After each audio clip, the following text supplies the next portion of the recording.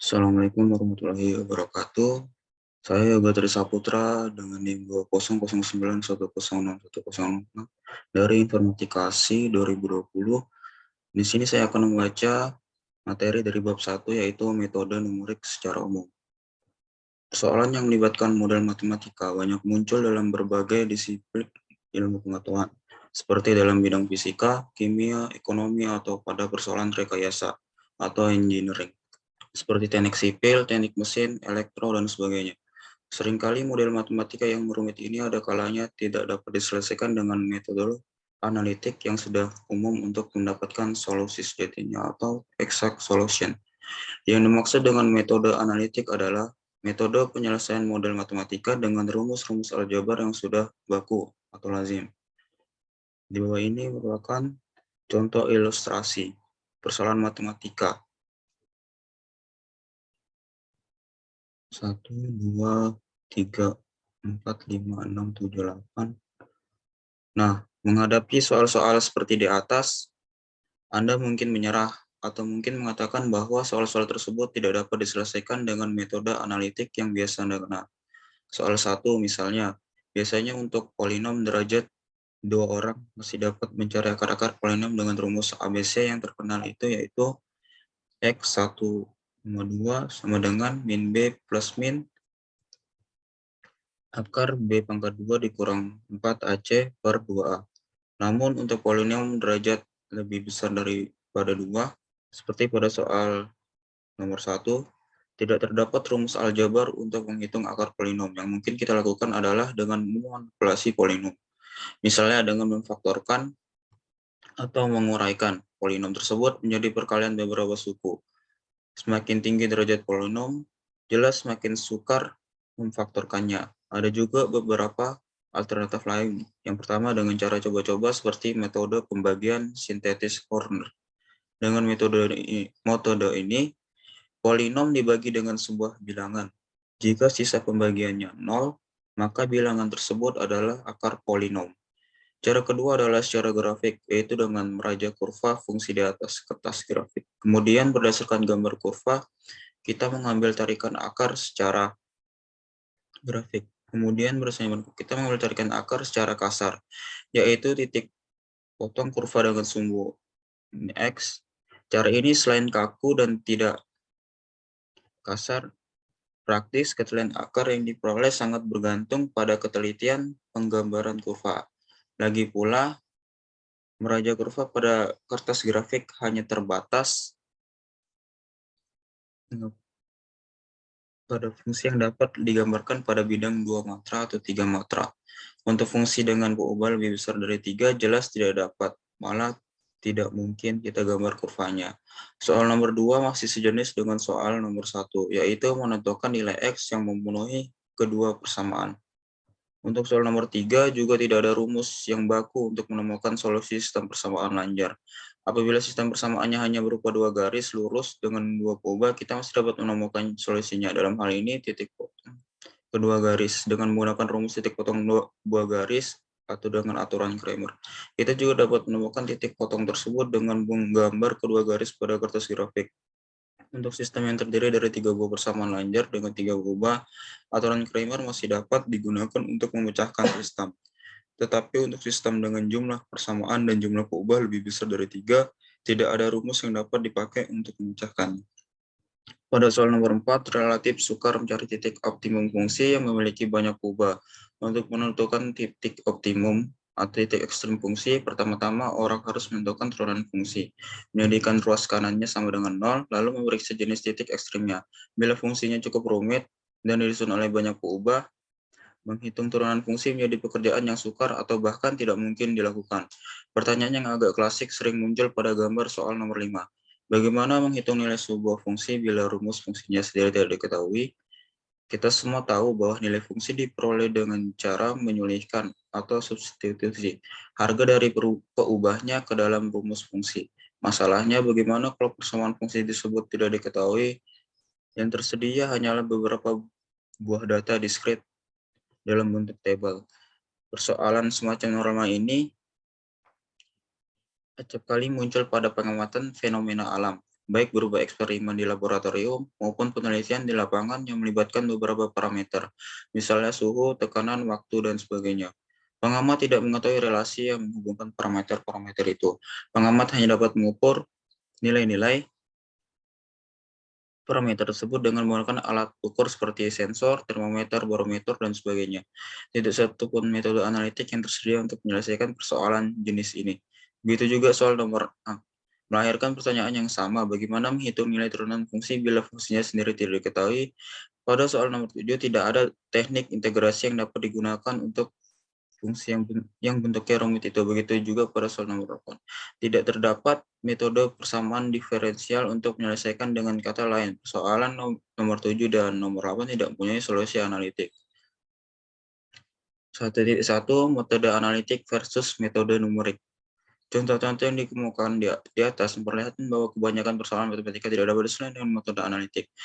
Metode analitik disebut juga metode sejati karena ia memberi kita solusi sejati atau exact solution atau solusi yang sesungguhnya, yaitu solusi yang memiliki galat atau error sama dengan nol. Sayangnya, metode analitik hanya unggul untuk sejumlah persoalan yang terbatas, yaitu persoalan yang memiliki tafsiran geometri sederhana serta bermatra rendah. Padahal yang muncul dalam dunia nyata seringkali nirlanjar serta melibatkan bentuk dan proses yang rumit. Akibatnya nilai praktis penjelasan metode analitik menjadi terbatas. Bila metode analitik tidak dapat diterapkan, maka solusi persoalan sebenarnya masih dapat dicari dengan menggunakan metode numerik. Metode numerik adalah teknik yang digunakan untuk memformulasikan persoalan matematik sehingga dapat dipecahkan dengan operasi perhitungan atau aritmatika biasa, tambah, kurang, kali, dan bagi. Metode artinya cara, sedangkan numerik artinya angka. Jadi metode numerik secara harafiah berarti secara berhitung dengan menggunakan angka-angka.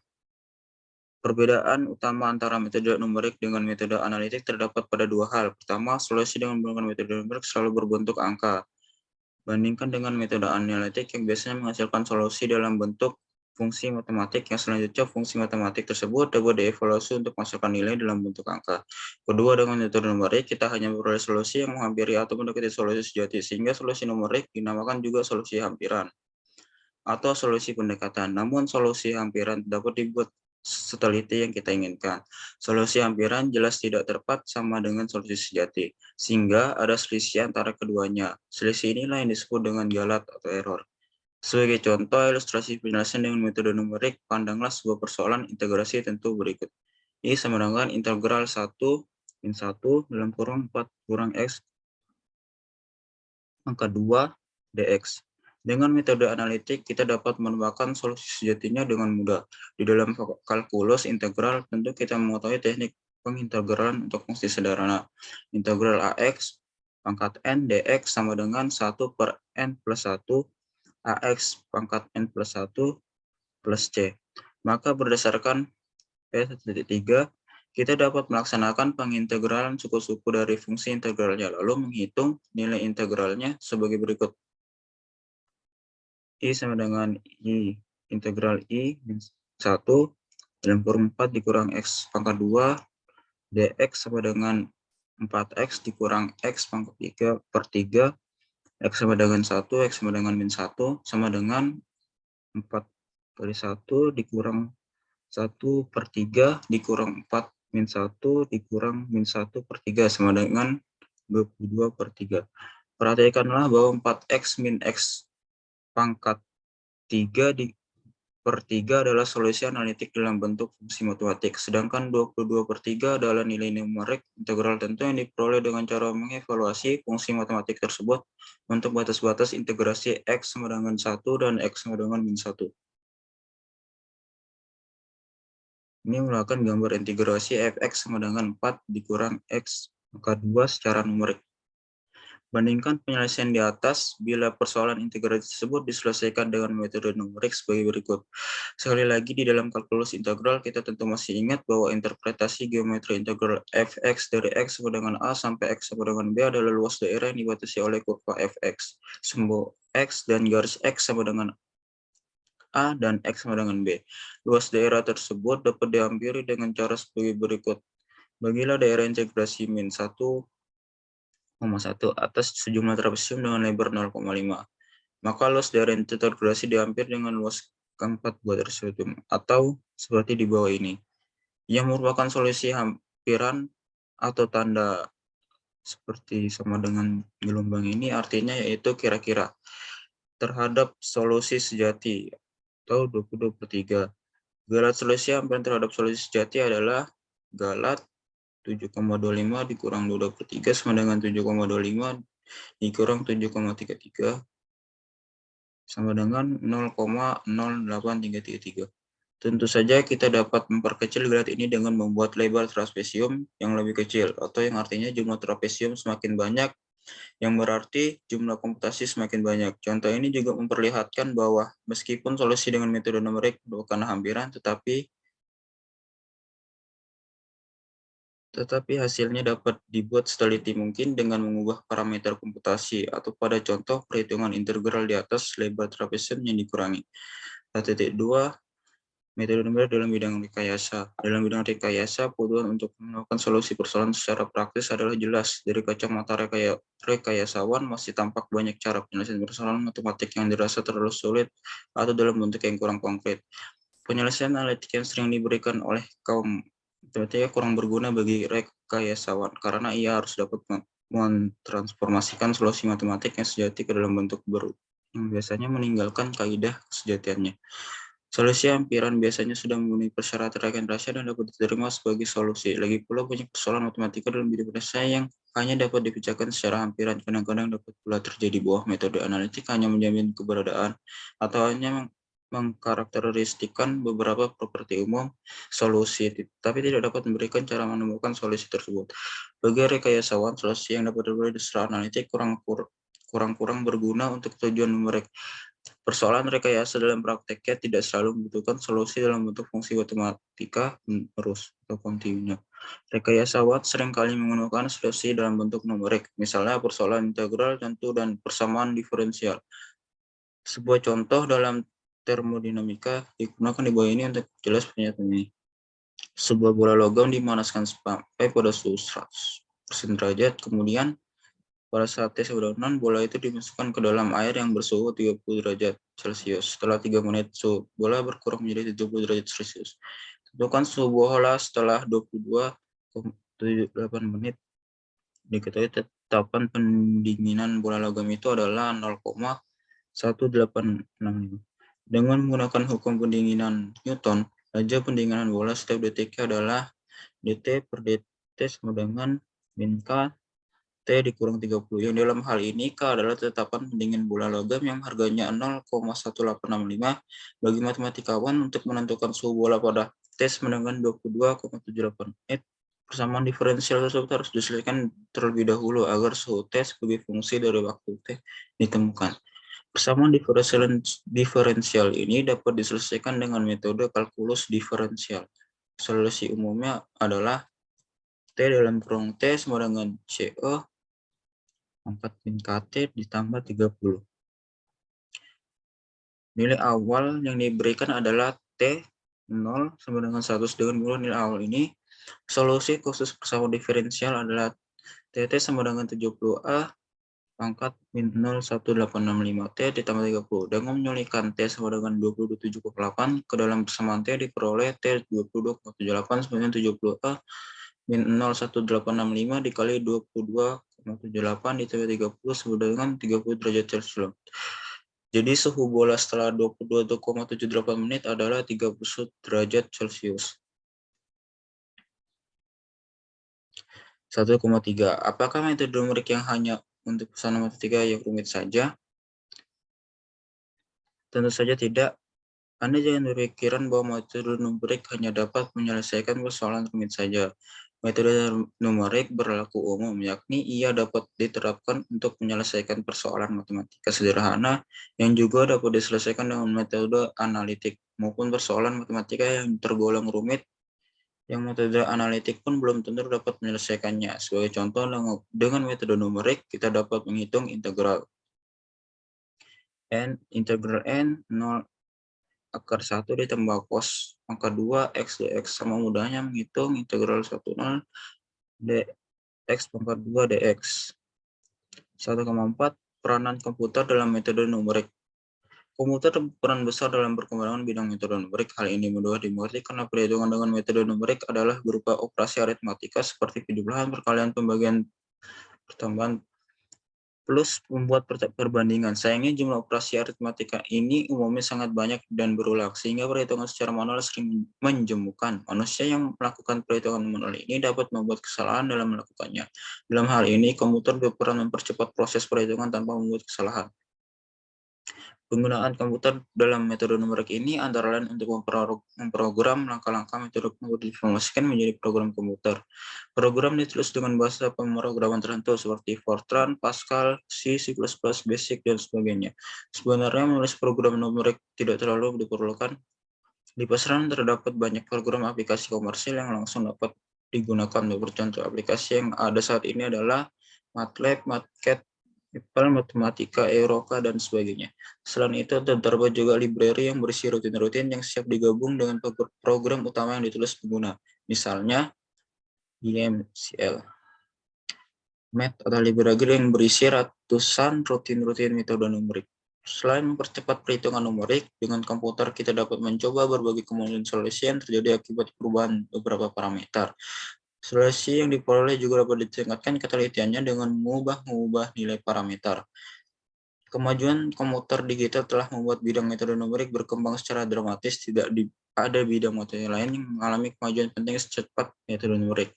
Tentu saja alasan utama penyebab kemajuan ini adalah perkembangan komputer itu sendiri, dari komputer mikro sampai komputer Cray. Dan kita melihat perkembangan teknologi komputer tidak pernah berakhir.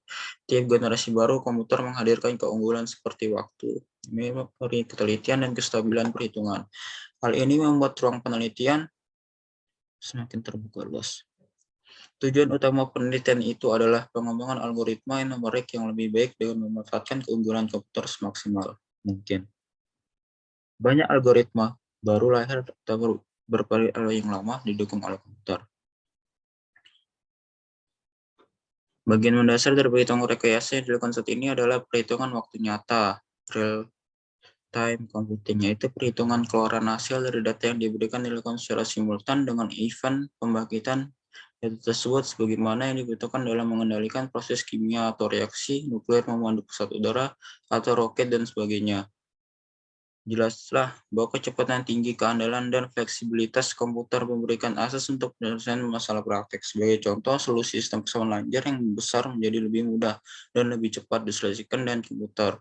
Perkembangan yang cepat dalam metode numerik antara lain ialah penemuan metode baru, modifikasi metode yang sudah ada agar lebih mangkus, analisis teoritis dan praktis algoritma untuk proses perhitungan baku, pengkajian galat, dan penghilangan jebakan yang ada pada metode. 1.5 Mengapa kita harus mempelajari metode numerik?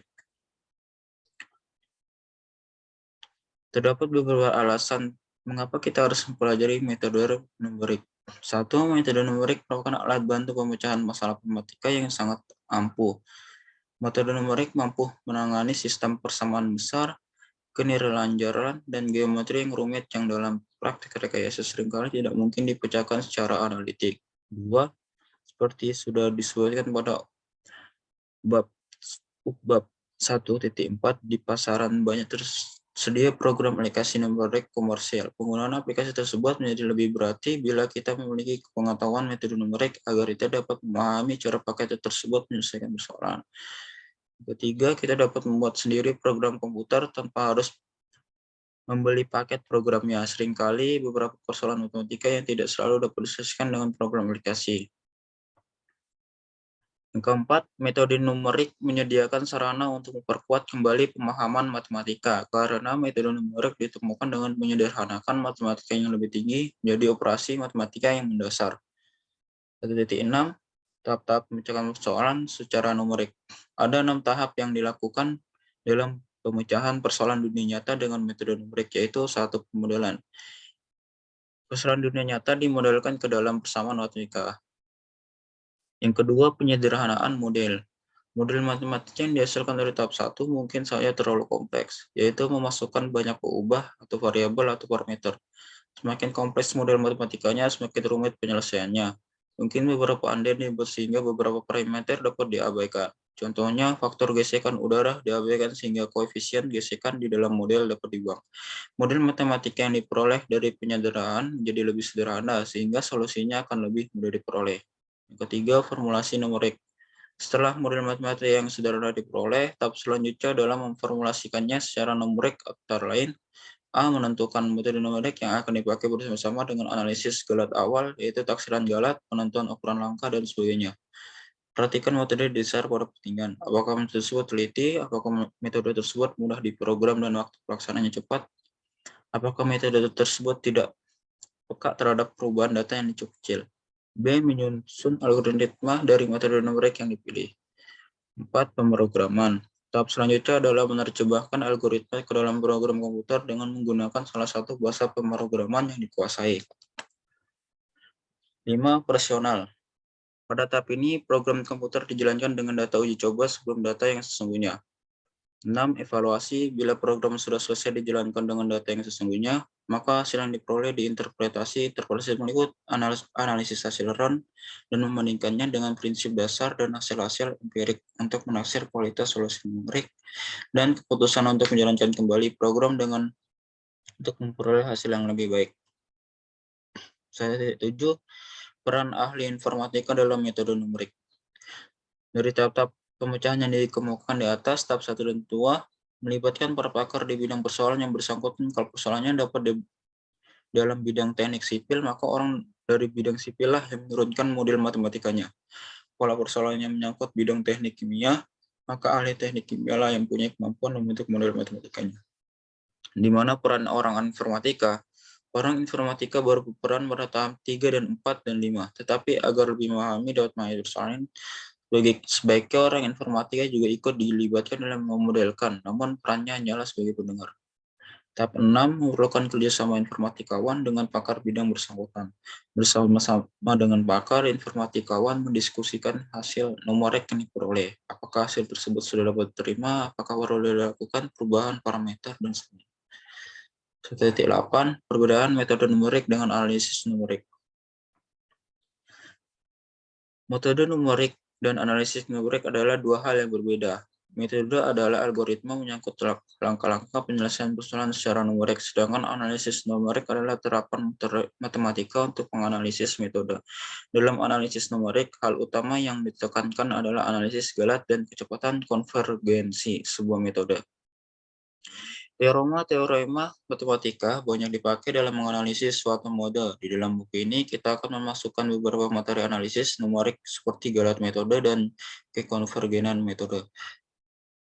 Tugas para analisis numerik ialah mengembangkan dan menganalisis metode numerik, termasuk di dalamnya apakah suatu metode konvergen, dan menganalisis batas-batas galat solusi numerik. Terdapat banyak sumber galat, di antaranya tingkat ketelitian model matematika, sistem aritmatik komputer, dan kondisi yang digunakan untuk menghentikan proses pencarian solusi. Semua ini harus dipertimbangkan untuk menjamin ketelitian solusi akhir yang dihitung. 1.9 materi apa yang terdapat di dalam buku ini? Ada 6 pokok bahasa yang ditulis di dalam buku ini. Yang pertama, solusi persamaan lancar. Yang kedua, solusi sistem persamaan lancar. Yang ketiga, interpolasi polinom. Yang keempat, turunan numerik. Yang kelima, integrasi numerik.